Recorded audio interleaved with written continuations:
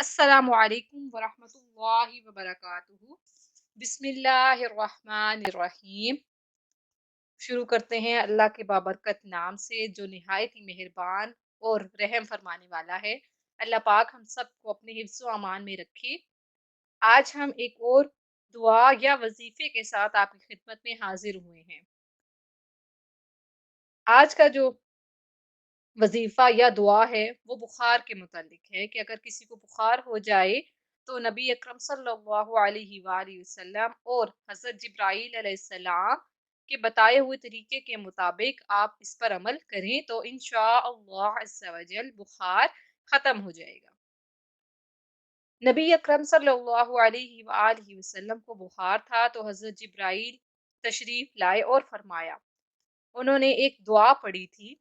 वो दुआ ये है, बिस्मिल्लाहि अर्क़ीका मिन कुल्लि शैइन युज़ीका मिन हसदिन हासिदिन व मिन कुल्लि ऐनिल्लाहि यशफ़ीका।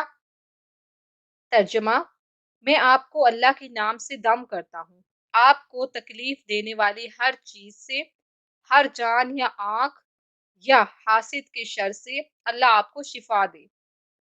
अब ये वो दुआ है कि अगर हम लोग किसी को बुखार हो तो उस पर भी दम कर सकते हैं या अपने ऊपर भी दम कर सकते हैं। इन वज़ाइफ को करने का मकसद यही है कि आप सिद्क़े दिल से इन वज़ाइफ पर अमल करें तो आप इनसे बहुत फ़ायदे हासिल कर सकते हैं। और ये वज़ाइफ इसीलिए बहैसियत मुसलमान होने के आपको चाहिए कि आप इनके ज़रिए भी अपनी तकालीफ दूर कर सकते हैं।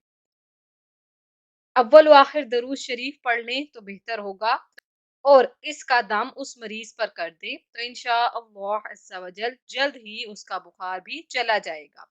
ये वज़ाइफ इसलिए बताए जाते हैं कि आप इन पर अमल कर सकें। जाते जाते हमारे चैनल को सब्सक्राइब कर लीजिएगा। जज़ाकल्लाह।